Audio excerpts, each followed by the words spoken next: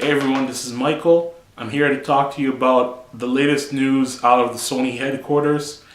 This is mostly about the recent news on the patent that has been registered with the Japanese patent office.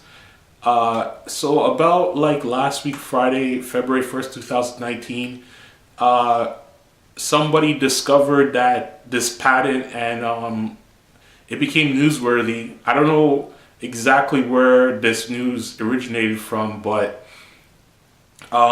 basically this patent was registered by Sony Interactive Entertainment, and basically it's a method of backwards compatibility, which it's a new method of backwards compatibility which has never been put forth in a PlayStation console.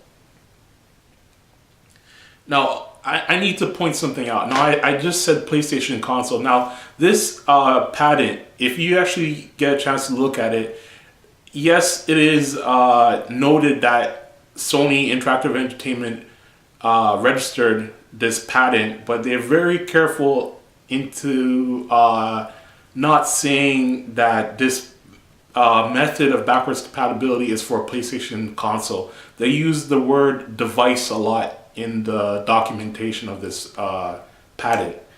So this patent suggests that legacy applications should be playable through a device by tricking the software so that it believes it's running on its original console. Now, see, I just messed it up. As I said before, this documentation, they don't say console, they don't say PlayStation, they don't refer to this method being used for a game console. They use the word device a lot. I just got caught up because, you know, a lot of people are already assuming this method will be used in the PlayStation 5, but Sony is very careful to not say this is related to gaming, even though they made it public that the PlayStation division registered this patent. So getting back into this method of backwards compatibility and how it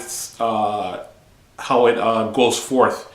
So basically, the device checks to see whether an application is a legacy application, i.e. Designed for an older device, or not. So if the device detects that the application is made for the device, it runs the application. If the device detects that the application is a legacy application, it allows the processor to impersonate the one used in the older device for backwards compatibility purposes. Now, through this patent, we found out that the inventor of this method is Mark Cerny. Mark Cerny is the lead architect of the PlayStation 4, and one can assume that he is also the lead architect of the PlayStation 5. Now, as I said before, you know, a lot of people, including myself, were already thinking this is a method that will be used in the upcoming PlayStation 5. You know, this method is really interesting because it eliminates the use of Sony bringing multiple CPUs into a PlayStation 5 to achieve backwards, the perfect environment for backwards compatibility. Now, another way that has been proven to provide backwards compatibility, and we've seen this in other consoles, we see this in the Xbox 360, is through software emulation. Now, you know, I'm not going to get into a discussion about emulators, but I'll say that I think that Mark Cerny's method of going towards backwards compatibility is going to be probably the newest way to achieve backwards compatibility in video game consoles going forth. And especially because it seems that his method, it will erase the complexity in making sure that every legacy application can work on a newer device with different architecture. So, you know, let's say this method makes its way to the PlayStation 5. What will we expect? So, I think this most likely means that we will finally have a PlayStation console that will be able to play the whole library of PlayStation games. I'm not just talking about the PlayStation home console titles from PlayStation to PlayStation 5, but also the portable consoles from the PlayStation Portable, the PlayStation Vita.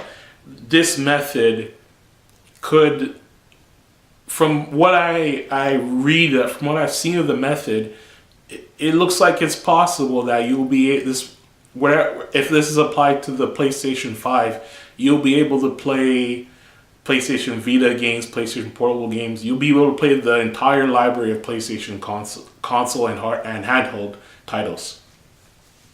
Now, and also, it also most likely means, all those digital titles that you've bought on the PlayStation 3, you'll be able to transfer them over to the PlayStation 5, which will be great news. I have tons of PlayStation 3 games that I can't play anymore. I gave away my PlayStation 3 a long time ago. I have a PlayStation 4. I can't transfer them to my PlayStation 4. Hopefully with this PlayStation 5, and if it includes this method, all my PlayStation 3 purchases, all my PlayStation 1 purchases off the PlayStation Store, I'll be able to play them on PlayStation 5 using this method of backwards compatibility.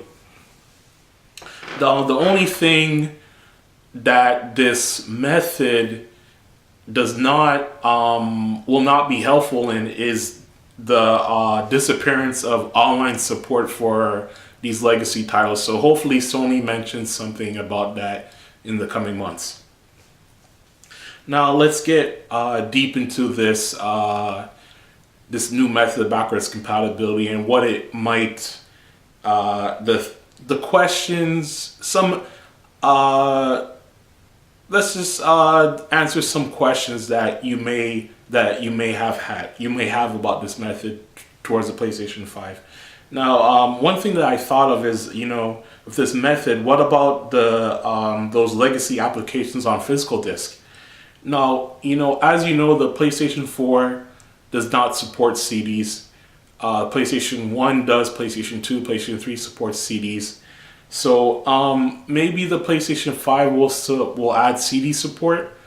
With adding CD support, then I could see that the PlayStation 1 library of physical media will be accepted on the PlayStation 5, and it will be able to play, and will be playable using this method of backwards compatibility.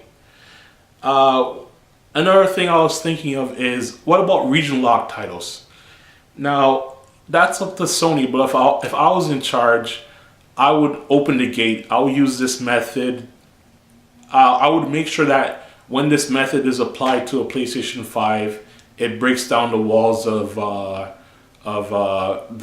the past region lock codes. So basically, you'll be able to play any PlayStation game that was released in any region, in the region you're in, if that makes sense to you. So like all those Japanese PS1 and PS2 titles that are not compatible on the American system will be compatible to play with on your American PlayStation 5 system. Now, what about PS Now? Now, it's alleged that PS Now uses a farm of PlayStation 3 and PlayStation 4 consoles to provide the cloud gaming service. Now, with this method applied to the PlayStation 5, the farm could be replaced with entirely with just PlayStation 5 consoles.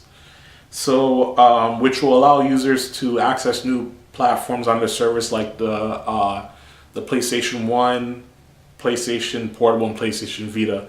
The current PS Now lineup only includes access to a selection of PS2, PS3, and PS4 games.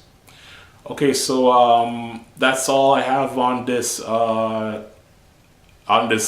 news and my thoughts on this method of backwards compatibility from this registered patent that came out, that was discovered last week by the folks on the internet. If you have any comments, drop them in the